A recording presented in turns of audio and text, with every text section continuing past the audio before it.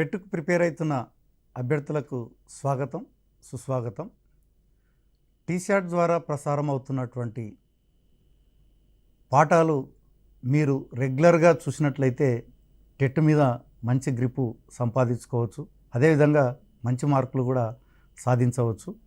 ఈరోజు మనం సాంఘిక శాస్త్రం పేపర్ 2కు సంబంధించి ఈరోజు మనం పొలిటికల్ సిస్టమ్స్ అండ్ గవర్నెన్స్ అన్నట్టు దాని మీద థీమ్ అది.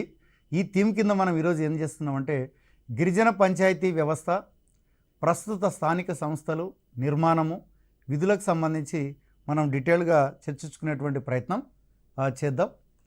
ముఖ్యంగా మనం గమనించినట్లయితే మరి ప్రస్తుతం మనం అనుభవిస్తున్నటువంటి పంచాయతీరాజ్ వ్యవస్థ కంటే ముందు మరి గిరిజన తెగలు వాళ్ళ యొక్క అడవులలో ఎటువంటి పంచాయతీ సిస్టాన్ని వాళ్ళు అనుసరించారు అన్నటువంటి దాన్ని మనం ఈరోజు డీటెయిల్డ్గా చర్చించుకునేటువంటి ప్రయత్నం చేద్దాం. ముఖ్యంగా గిరిజనులు అన్నటువంటి వాళ్ళు పూర్వకాలంలో ఎక్కువ మటుకు అడవుల్లో నివసించేటువంటి వాళ్ళని గిరిజన తెగలు అని పిలిచేటువంటి వాళ్ళు. ఈ తెగల్లో మనం తీసుకున్నట్లయితే అడవుల్లో నివసించేటువంటి వాళ్ళు చెంచులు, కొండరెడ్లు, గోండ్లు, కోయలు, సవర్లు అన్నటువంటి ఈ తెగలన్నీ కూడా మనకి ప్రస్తుతం కూడా ఎక్కువ మటుకు అడవుల్లోనే వీళ్ళు నివసించడం అన్నటువంటిది జరుగుతుంది. ముఖ్యంగా ఈ గిరిజన అన్నిటికి కూడా ఒక మూల పురుషుడు అన్నటువంటి వ్యక్తి ఉన్నాడు అని చెప్పి వీళ్ళు తెగలందరూ బలంగా నమ్ముతున్నటువంటి వాళ్ళు. వీళ్ళకి వ్యక్తిగత ఆస్తులు అంటూ అప్పుడు ఉండేటివి కాదు, ఇప్పుడున్నాయి. కానీ ఒకప్పుడు గిరిజన పంచాయతీ వ్యవస్థ మనకి గిరిజనులు అడవుల్లో నివసించేటువంటి కాలంలో మనకేందంటే వ్యక్తిగత ఆస్తులు లేవు. వీళ్ళకందరూ కూడా ఉమ్మడి ఆస్తి అన్నటువంటిదే వీళ్ళు ప్రధానంగా ఉంది. అదేవిధంగా పేద ధనిక తారతమ్యాలు లేవు. ఎప్పుడైతే ఉమ్మడి ఆస్తి అన్నటువంటిది లేకుండా పోయిందో ఆటోమేటిక్గా ఆ ఆస్తి అందరిది కాబట్టి ఇక్కడ పేద ధనిక అన్నటువంటి సమస్యనే లేదు. ముఖ్యంగా దీంట్లో వీళ్ళు గమనించినట్లయితే ఆదిలాబాద్ జిల్లాలో ఉన్నటువంటి గోండ్ల గురించి మనం ఈ యొక్క దీంట్లో ఎక్కువగా చర్చించుకోవడం అన్నటువంటిది జరుగుతుంది. ముఖ్యంగా ఆదిలాబాద్లో ఉన్నటువంటి గోండ్ల మీద పరిశోధన చేయడానికి ఆస్ట్రేలియాకు చెందినటువంటి హైమన్ డార్ఫ్ అన్నటువంటి వ్యక్తి ఈ యొక్క ఆదిలాబాద్ జిల్లాలో ఉన్నటువంటి గోండ్ల యొక్క పరిస్థితులను అధ్యయనం చేయడానికి రావడం జరిగింది. ఆయన ఒక బుక్ కూడా రాయడం జరిగింది, ద గోండ్స్ ఆఫ్ ఆంధ్రప్రదేశ్, అట్లాగే tribes of India, the struggle for survival. కాబట్టి ఇక్కడ మనకి ఎగ్జామ్లో హైమన్ డార్ఫ్ అన్నటువంటి వ్యక్తి ఆదిలాబాద్లో ఏ తెగ మీద ఈయన పరిశోధనలు చేసినారని అడగడానికి అవకాశం ఉంది. అట్లాగే ఈ క్రింది వానిలో ఆయన రాసినటువంటి పుస్తకం, హైమన్ డార్ఫ్ రాసినటువంటి పుస్తకం ఏది అన్నటువంటిది కూడా అడగడానికి అవకాశం ఉంది. కాబట్టి మనం ఈ యొక్క బుక్స్ కూడా మనం ఈ యొక్క గుర్తుపెట్టుకోవాల్సినటువంటి అవసరం ఉంది. నెక్స్ట్ మనం తీసుకున్నట్లయితే మరి ఏమిటి వాళ్ళ యొక్క పంచాయతీ వ్యవస్థ అని మనం చూసినట్లయితే గోండ్ పంచ్ అంటే పంచాయతీ అని, పట్ల అంటే ఆ పంచాయతీకి పెద్ద అంటే గ్రామ పెద్ద అన్నటువంటిది దీనిలో చెప్పవచ్చు. కాబట్టి ఇక్కడ మనకి పట్ల అనగా అని కూడా అడగవచ్చు. ఏది మీనింగ్? పట్ల అనగా ఏదైనా ఒక వస్తువు పేరు ఇవ్వచ్చు, లేదంటే ఇంకొక ఏదైనా ఒక తినేటువంటి ఆహార పదార్థం పేరు ఇవ్వచ్చు, గ్రామ పెద్ద అని ఇవ్వచ్చు. అదేవిధంగా సర్పంచ్ అని ఇప్పుడున్నటువంటి సర్పంచ్ ఇవ్వచ్చు. కాబట్టి ఇక్కడ మనం ఏంటంటే పట్ల అనగా ఏంటంటే గ్రామ పెద్ద. మరి గొండుల్లో కూడా మనం తీసుకున్నట్లయితే గ్రామ సభ అన్నటువంటిది జరిగేది. కానీ ఇక్కడ ఒక ప్రత్యేకత ఏంటంటే గ్రామ సభకి కేవలం పురుషులు మాత్రమే గ్రామ సభలో పాల్గొనాలి. కాబట్టి ఇక్కడ గ్రామ సభలో ఎవరెవరు పాల్గొనంటారంటే కేవలం పురుషులు, యువకులు పాల్గొనవచ్చు, మహిళలు పాల్గొనవచ్చు అని ఆప్షన్ల కింద ఇస్తే మనం రాయాల్సింది ఏంటంటే కేవలం పురుషులు మాత్రమే సభ్యులుగా ఉంటారు గ్రామ సభలో. మరి యువకులు, మహిళలకు పాత్ర ఏంటంటే వాళ్ళు హాజరు కావచ్చు, కానీ కేవలం పురుషులు ఏం చర్చిస్తున్నారు అన్నటువంటిది మాత్రమే వాళ్ళు వినాలా, కానీ వాళ్ళు ఎటువంటి దాంట్లో పాల్గొనడానికి అవకాశం లేదు. మరి ఆ రోజుల్లో వీళ్ళు గ్రామసభలో ఏం చర్చించేవాళ్ళు అంటే ముఖ్యంగా వివాహం గురించి, విడాకుల గురించి, తగాదాల పరిష్కారం గురించి, అదేవిధంగా కర్మకాండల గురించి ఈ విషయాలు ఎక్కువ మటుకు ఆ రోజుల్లో గిరిజనులు ఈ యొక్క గ్రామ సభలో చర్చించేటువంటి వాళ్ళు. ముఖ్యంగా మనం చూసినట్లయితే అప్పుడప్పుడు ఈ యొక్క గోండు పంచ్ అంటే ఏమి, పంచాయతీల మధ్య కూడా పంచాయతీలు వచ్చేటివి. అంటే ఏమి, 2 గ్రామాల మధ్య కానీ కొన్ని గ్రామాల మధ్య కానీ ఏదైనా ఒక సమస్య వచ్చినప్పుడు ఏం చేసేవాళ్ళంటే ఈ పంచ్ అన్నటువంటిది, అంటే పంచాయతీకి సంబంధించినటువంటి వాళ్ళు ఒక సంయుక్త సమావేశాన్ని ఏర్పాటు చేసేవాళ్ళు. అంటే ఏమి, అన్ని పంచాయతీలు కలిసి ఒక చోట సమావేశం అయ్యేటువంటి వాళ్ళు. ఆ సమావేశంలో వాళ్ళకు ఉన్నటువంటి సమస్యను చర్చించి పరిష్కారం చేసుకునేటువంటి వాళ్ళు. మరి ఇక్కడ పట్ల అన్నటువంటిది ఇప్పుడున్నటువంటి మన గ్రామ పెద్ద మనకు తెలుసు, సర్పంచ్ ఎన్నిక ద్వారా మనం ఎన్నుకుంటున్నాం. కానీ గోండుల యొక్క పరిస్థితి అలా కాదు. వాళ్ళ యొక్క గ్రామ పెద్ద పదవి అయినటువంటిది వారసత్వంగా వచ్చినటువంటిది. ఇక్కడ ఎటువంటి ఎన్నికలంటూ ఏమీ ఉండవు. ఆ వారసులు ఎవరైతే ఉంటారో ఆటోమేటిక్గా ఒకరు చనిపోతే మరి ఇంకోరు వాళ్ళ వారసులు ఆ గ్రామానికి పెద్దగా ఉండడం అన్నటువంటిది మనం గమనించవచ్చు. ఆ రకంగా మనకి ఈ యొక్క గోండ్ల పంచాయతీ అన్నటువంటిది ఉంది. వీళ్ళు ఏదొచ్చినా కూడా ఏదంటే కోర్టుల వరకు వెళ్ళే వాళ్ళు కాదు. ఎంతసేపు ఉన్నా అన్ని సమస్యలు కూడా వాళ్ళ మధ్యనే పరిష్కారం చేసుకునేటువంటి వాళ్ళు. ఇక మనం ప్రస్తుతం ఉన్నటువంటి స్థానిక సంస్థల విషయానికి వచ్చినట్లయితే 73వ రాజ్యాంగ సవరణ ముఖ్యంగా గ్రామీణ స్థానిక ప్రభుత్వాల గురించి తెలుపుతుంది. 74వ రాజ్యాంగ సవరణ స్థానిక పట్టణ ప్రభుత్వాల గురించి తెలుపుతుంది. కాబట్టి ఇది కూడా ఎక్కువ మటుకు మనకి ఎగ్జామ్లో అడుగుతూ ఉంటాడు. 73, 74 కన్ఫ్యూజ్ చేయడానికి 73 అన్నప్పుడు గ్రామీణ, 74 అన్నప్పుడు స్థానిక పట్టణ ప్రభుత్వాల గురించి తెలుపుతుంటారు. ఇక మనకి స్వాతంత్రం వచ్చిన తర్వాత ఈ యొక్క స్థానిక సంస్థల మీద ఒక కమిటీ ఏర్పాటు చేయడం జరిగింది. అదే బలవంతరాయ్ మెహతా కమిటీ. ఇది ఏ సంవత్సరంలో ఏర్పాటైంది? 1957లో ఈ కమిటీ ఏర్పాటు చేయడం జరిగింది. ఈ బలవంతరాయ్ మెహతా కమిటీ మరి ఏం చేసిందంటే స్థానిక సంస్థల్లో 3 అంచెల పంచాయతీరాజ్ వ్యవస్థను సిఫారసు చేయడం అన్నటువంటిది జరిగింది. దాంట్లో వాళ్ళు సూచించింది ఏంటంటే గ్రామము, పంచాయతీ సమితి, అదేవిధంగా జిల్లా పరిషత్. వాళ్ళు 3 అంచెల పంచాయతీ వ్యవస్థను ఈ యొక్క ప్రపోజ్ చేయడం అన్నటువంటిది జరిగింది. మరి ఈ 3 అంచెల పంచాయతీరాజ్ వ్యవస్థను మొట్టమొదట అమలు చేసినటువంటి రాష్ట్రం ఏదంటే రాజస్థాన్ రాష్ట్రము. అక్టోబర్ 2, 1959లో వాళ్ళు 3 అంచెల వ్యవస్థను వాళ్ళ రాష్ట్రంలో ప్రవేశపెట్టడం జరిగింది. కాబట్టి ఇది కూడా మనకు టెట్లో బిట్ రూపంలో అడగడానికి అవకాశం ఉంది. మొట్టమొదట 3 అంచెల పంచాయతీరాజ్ వ్యవస్థను అమలు పరిచినటువంటి రాష్ట్రం ఏదంటే రాజస్థాన్. ఒకవేళ ఎప్పుడు అమలు చేశారంటే అక్టోబర్ 2, 1959. మరి 3 అంచెల పంచాయతీరాజ్ వ్యవస్థను అమలు చేసినటువంటి రెండవ రాష్ట్రం ఏదని కూడా అడగవచ్చు. రెండవ రాష్ట్రం వచ్చేసి మన ఉమ్మడి ఆంధ్రప్రదేశ్. నవంబర్ 1, 1959లో మన ఆంధ్రప్రదేశ్లో కూడా అప్పుడు ఈ యొక్క 3 అంచెల పంచాయతీరాజ్ వ్యవస్థను మనం ప్రవేశపెట్టడం అన్నటువంటిది జరిగింది. ఇక దాని తర్వాత అశోక్ మెహతా కమిటీ, ముఖ్యంగా జనతా ప్రభుత్వం 1977లో అధికారంలోకి వచ్చినప్పుడు వీళ్ళు మరొక కమిటీని ఏర్పాటు చేసినారు, అశోక్ మెహతా కమిటీ. ఆయన 2 అంచెల వ్యవస్థను ప్రపోజ్ చేయడం అన్నటువంటిది జరిగింది. అంటే కేవలం జిల్లా, మండలం యూనిట్గా తీసుకునే ఈ యొక్క పంచాయతీరాజ్ వ్యవస్థ పనిచేయాలని చెప్పి ఆయన సూచించడం అన్నటువంటిది జరిగింది. అట్లాగే ఎల్ఎం సింఘ్వి కమిటీ 1986లో ఏర్పాటు చేయడం జరిగింది. ముఖ్యంగా ఈ కమిటీ ఉద్దేశం ఏంటంటే మరి పంచాయతీరాజ్ వ్యవస్థకు రాజ్యాంగబద్ధత కల్పించడం అన్నటువంటిది అతి ముఖ్యమైనటువంటి అంశం.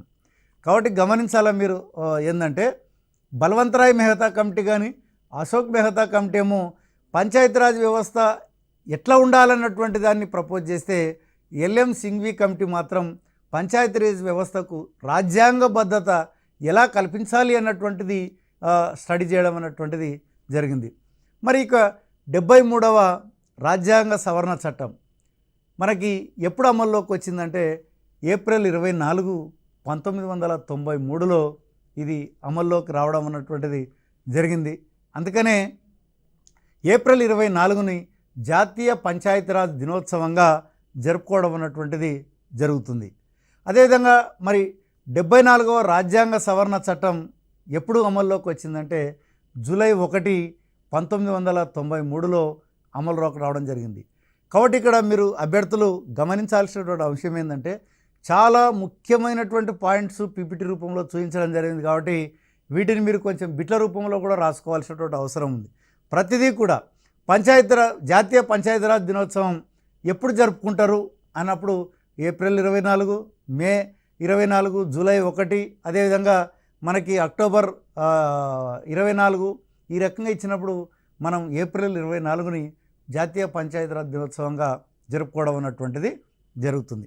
కాబట్టి మీరు ప్రతిదీ కూడా నోట్స్ కొంత రాసుకోవాల్సినటువంటి అవసరం ఉంది. అలాగే మనం తీసుకున్నట్లయితే మరి తెలంగాణలో మొత్తం గ్రామ పంచాయతీ వ్యవస్థ ఎలా ఉంది అని మనం గమనించినట్లయితే తెలంగాణలో మొత్తం 12,751 గ్రామ పంచాయతీలు ఉన్నాయి. మన తెలంగాణలో 12,751 గ్రామ పంచాయతీలు మనము గమనించడం అన్నటువంటిది జరిగింది. ఇక మరి ప్రతి గ్రామ పంచాయతీలో అతి ముఖ్యమైనటువంటిది ఏంటంటే గ్రామ సభ. ఈ గ్రామ సభలో ఎవరు సభ్యులు అంటే గ్రామంలో ఎవరైతే ఓటు హక్కు కలిగి ఉన్నారో అంటే 18 సంవత్సరాలు నిండి ఉండి ఓటు హక్కు కలిగినటువంటి అందరూ కూడా గ్రామ సభలో సభ్యులే. ముఖ్యంగా ప్రతి గ్రామ సభ కూడా 2 నెలలకు ఒకసారి సమావేశం అవుతుంది. మరి ఇక్కడ ఈ సమావేశంలో ముఖ్యంగా గ్రామానికి సంబంధించినటువంటి సమస్యలు చర్చించడం అన్నటువంటిది జరుగుతుంది. దాంట్లో అతి ముఖ్యమైనటువంటిది ఏంటంటే పేదవాళ్ళు కావచ్చు, అదేవిధంగా మహిళలు కావచ్చు, ఆ గ్రామంలో నివసించేటువంటి ఎస్సీ ఎస్టీల గురించి ముఖ్యంగా ప్రభుత్వ పథకాలకు లబ్ధిదారుల ఎంపిక మీద ఎక్కువ మటుకు గ్రామ సభలో చర్చించడం అనేటువంటిది జరుగుతుంది. ఎందుకంటే లబ్ధిదారులను ఎంపిక చేయాలనుకున్నప్పుడు గ్రామ సభలో ఆ గ్రామంలో ఎవరైతే నిజంగా ఆ పథకానికి అర్హులు అని చెప్పి గ్రామ సభ నిర్ణయించి సిఫారసు చేయడం అనేటువంటిది జరుగుతుంది. కానీ మరి వాస్తవంగా కూడా అట్లా జరుగుతుంది అంటే కొంత అనుమానం పడాల్సినటువంటి అవసరం అయితే ఉంది. మరి పంచాయతీ తీసుకునేటువంటి నిర్ణయాల మీద కూడా గ్రామ సభ యొక్క ప్రభావం ఉంది. మరి ఎవరు ఎన్నికలు నిర్వహిస్తారంటే రాష్ట్ర ఎన్నికల సంఘం మనకి ఎన్నికలు నిర్వహించడం అన్నటువంటిది జరుగుతుంది. మరి ఈ యొక్క జనాభాని బట్టి 5 నుంచి 21 మంది వార్డు మెంబర్లు ఉంటారు. ప్రతి గ్రామ పంచాయతీలో మినిమం 5, మ్యాక్సిమం 21. ఈ రకంగా అంటే గ్రామ పంచాయతీలో సభ్యుల సంఖ్య గరిష్టంగా ఎంత ఉంటుంది అని అడగవచ్చు, లేదంటే కనిష్టంగా ఎంత ఉంది అని కూడా అడగవచ్చు. కాబట్టి మనం 5 నుంచి 12 మంది వార్డు మెంబర్లు ఉంటారు.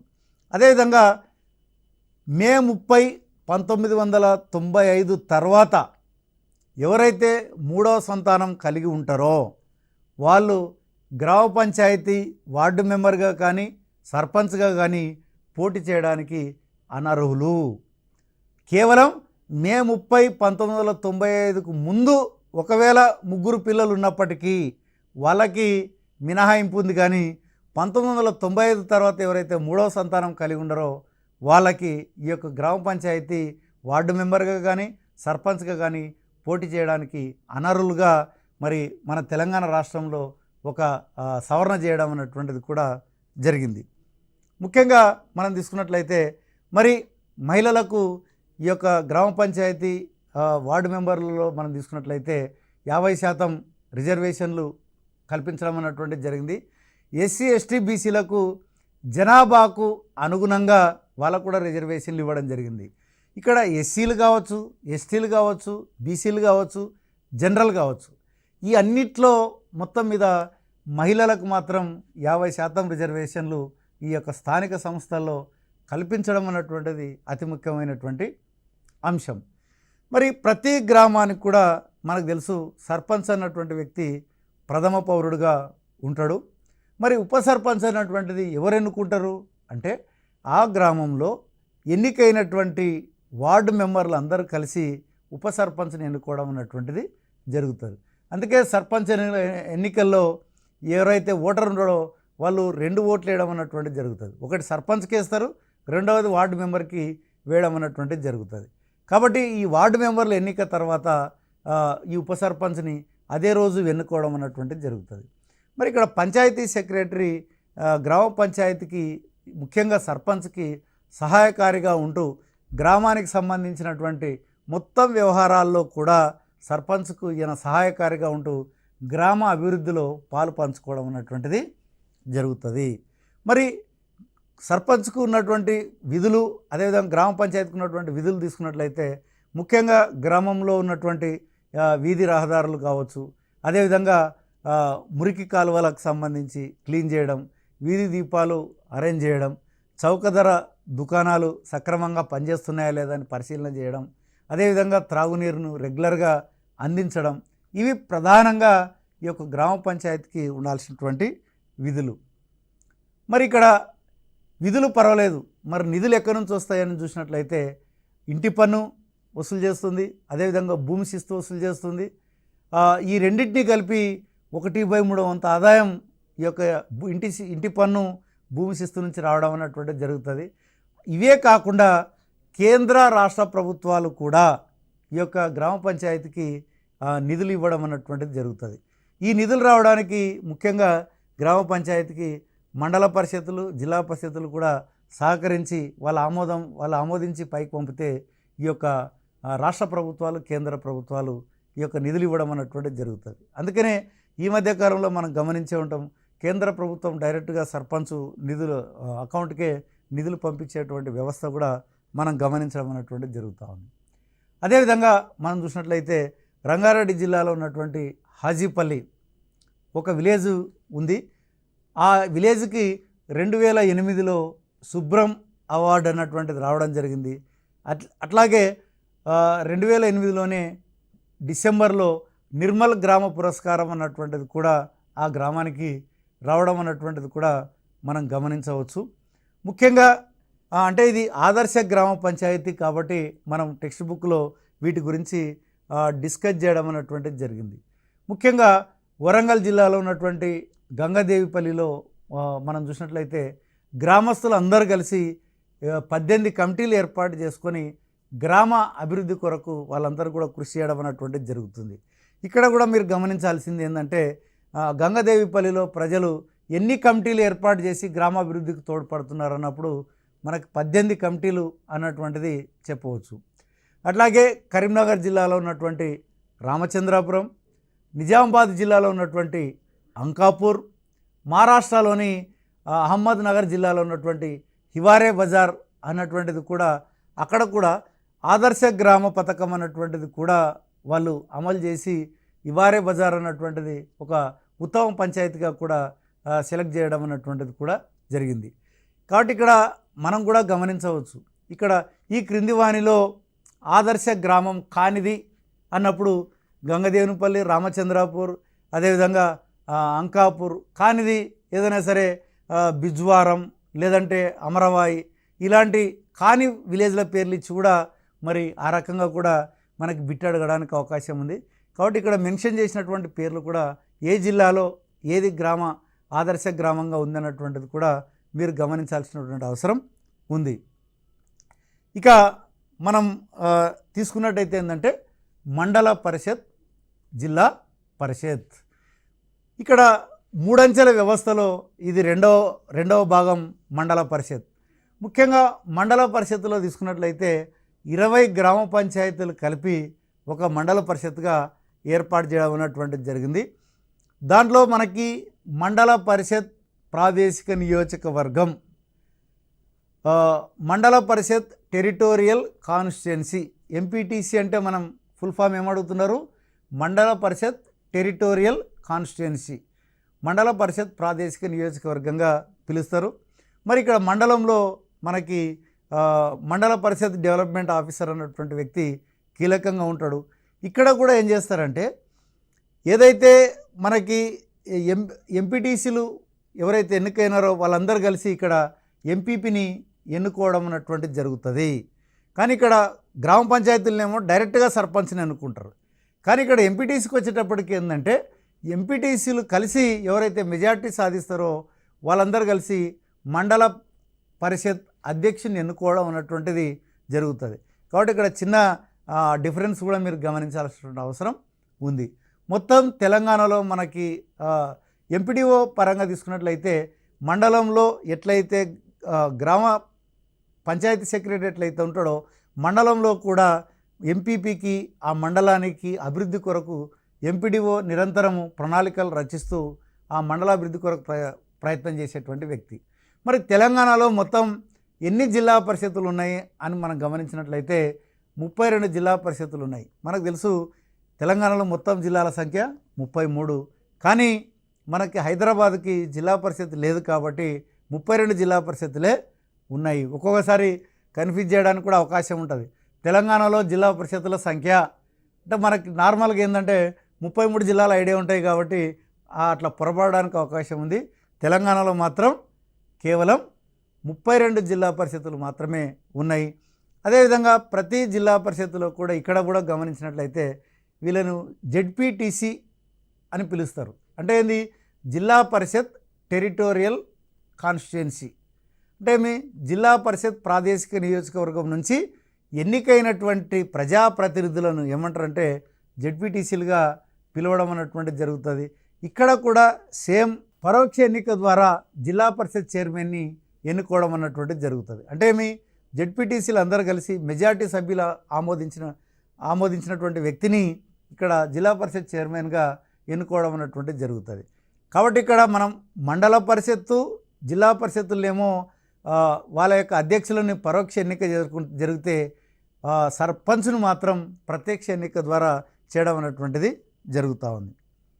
ఇక మనం గమనించినట్లయితే మరి పట్టణ స్థానిక స్వపరిపాలనా సంస్థలు అన్నటువంటివి కూడా మనకున్నాయి. ముఖ్యంగా ఆంధ్రప్రదేశ్ మున్సిపాలిటీ చట్టం ఏ సంవత్సరంలో చేశారంటే 1994లో చేయడం జరిగింది. అంటే ఇక్కడ మనకి ఏదైతే 74వ రాజ్యాంగ సవరణ ద్వారా చేసినటువంటి పట్టణ మున్సిపాలిటీ చట్టానికి సంబంధించి మన ఆంధ్రప్రదేశ్ మళ్ళీ స్పెషల్గా ఒక సవరణ చేయడం జరిగింది 1994లో.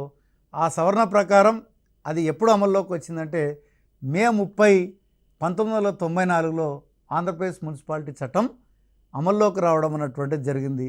దాని తర్వాత మళ్ళీ మనకి తెలంగాణ ఏర్పడిన తర్వాత మళ్ళీ తెలంగాణ మున్సిపాలిటీల చట్టం 2019ని ఏర్పాటు చేయడం కూడా జరిగింది. కాబట్టి ఇక్కడ మీరు అభ్యర్థులు గమనించాల్సింది ఏంటంటే ఇవి కూడా చూసుకోవాల్సినటువంటి అవసరం ఉంది. 73, 74తో పాటు మనకి ఆంధ్రప్రదేశ్ మున్సిపాలిటీ చట్టం 1994, అట్లాగే తెలంగాణ మున్సిపాలిటీల చట్టం 2019 అన్నటువంటిది కూడా మనం గుర్తుంచుకోవాల్సినటువంటి అవసరం ఉంది. మరి ఇక్కడ మనకు తెలుసు పట్టణ స్థానిక స్వపరిపాలనలో 3 రకాలు ఉన్నాయి. ఒకటి నగర పంచాయతీ, మున్సిపాలిటీ, మున్సిపల్ కార్పొరేషన్. ఇక్కడ గమనిస్తే ఏంటంటే నగర పంచాయతీ అన్నటువంటి దాంట్లో ఎట్లా డిసైడ్ చేస్తారు అంటే జనాభాని బట్టే డిసైడ్ చేయడం అన్నటువంటిది జరుగుతుంది. 20,000 నుంచి 40,000 జనాభా ఉన్నట్లయితే దాన్ని నగర పంచాయతీగా పిలుస్తారు. కాబట్టి ఇక్కడ నగర పంచాయతీ సెలెక్ట్ చేయాలంటే ప్రాతిపాదిక ఏంది అంటే జనాభానే ప్రాతిపాదిక. మరి ఆ జనాభా ఎంత ఉండాలి అంటే 20,000 నుంచి 40,000 జనాభా ఉంటే దాన్ని నగర పంచాయతీ అని పిలుస్తారు. అలాగే మున్సిపాలిటీ పరంగా తీసుకున్నట్లయితే 40,000 నుంచి 3 లక్షల జనాభా కలిగి ఉంటే దాన్ని మున్సిపాలిటీగా చెబుతారు.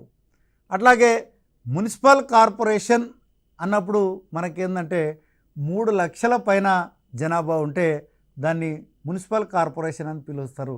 కాబట్టి ఇక్కడ అభ్యర్థులు గుర్తుపెట్టుకోవాల్సిన అంశం ఏంటంటే నగర పంచాయతీ, మున్సిపాలిటీ, మున్సిపల్ కార్పొరేషన్కి సంబంధించి ఎంత జనాభా ఉండాలి అన్నటువంటిది కూడా మీరు ఖచ్చితంగా గుర్తుపెట్టుకోవాల్సినటువంటి అవసరం ఉంది.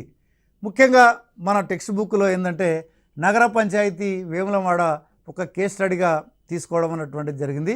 ఇది సిరిసిల్ల రాజన్న జిల్లాలో ఉన్నటువంటి ఒక చారిత్రక ప్రదేశము. ముఖ్యంగా వేములవాడ రాజరాజేశ్వర స్వామి టెంపుల్ అక్కడ మనం గమనించవచ్చు. మరి రాజన్న సిరిసిల్ల వేములవాడలో గమనించినట్లయితే మొత్తం అక్కడ 20 వార్డులు ఉన్నాయి. 2011 తర్వాత అది నగర పంచాయతీగా ఏర్పడడం అన్నటువంటిది జరిగింది.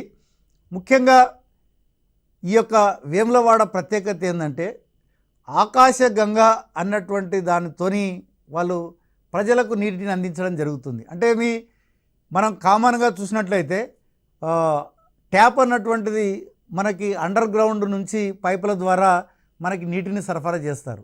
కానీ ఇక్కడ ప్రత్యేకత ఏంటంటే 2003 నుంచి ఆకాశగంగా అంటే మనకి పైన వాటి పైపులు వస్తుంటాయి, 10 ఇండ్లకు కలిపి ఒక ట్యాబ్ ఉంటుంది, అక్కడ వాటర్ వాళ్ళకి అందజేయడం అన్నటువంటిది జరుగుతుంది. అంటే భూమిలో కాకుండా పైన పైపుల ద్వారా వేస్తున్నాయి కాబట్టి దీనికి ఆకాశగంగా అని పేరు పెట్టడం జరిగింది. మరి ఈ పథకాన్ని దేని కింద చేసినారంటే స్వజలధార పథకం కింద ఈ యొక్క ఆకాశగంగా అన్నటువంటి దాని కింద నీటిని అందించడం అన్నటువంటిది జరుగుతుంది. కాబట్టి ఈ యొక్క నగర పంచాయతీ ప్రత్యేకత ఏందన్నప్పుడు ఆకాశగంగా అన్నటువంటి దాని ద్వారా ప్రజలకు నీటిని అందించడం అన్నటువంటిదే ఈ యొక్క వేములవాడ యొక్క ప్రత్యేకత.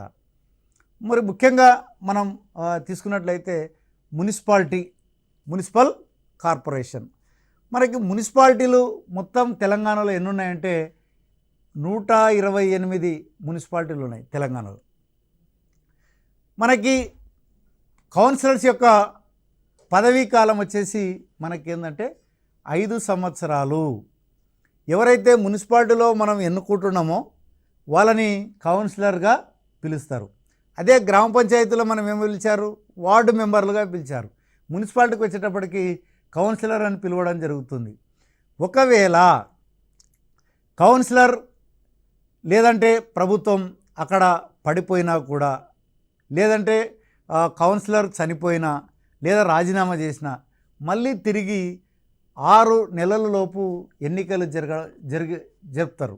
దానికి ముఖ్యంగా రాష్ట్ర ఎన్నికల కమిషన్ నోటిఫికేషన్ ద్వారా 6 నెలలలోపు ఎన్నికలు జరగడం అనేటువంటిది జరుగుతుంది. ఒకవేళ ఆ ప్రభుత్వం యొక్క పదవీ కాలం 6 నెలలలోపే ఉంటే అప్పుడు రాష్ట్ర ఎన్నికల కమిషన్ ఎన్నికలు జరపకపోవచ్చు. ఎందుకంటే 6 నెలల లోపల తిరిగి మళ్ళీ సాధారణ ఎన్నికలకు వెళ్ళేటువంటి అవకాశం ఉంది కాబట్టి అప్పుడు ఎన్నికలు నిర్వహించరు. కాబట్టి ఎవరైనా చనిపోయినా రాజీనామా చేసినా వాళ్ళ యొక్క తిరిగి ఎన్నిక జరపాలంటే వాళ్ళ యొక్క పీరియడ్ 6 నెలల పైన ఉంటేనే అది సాధ్యమవుతుంది.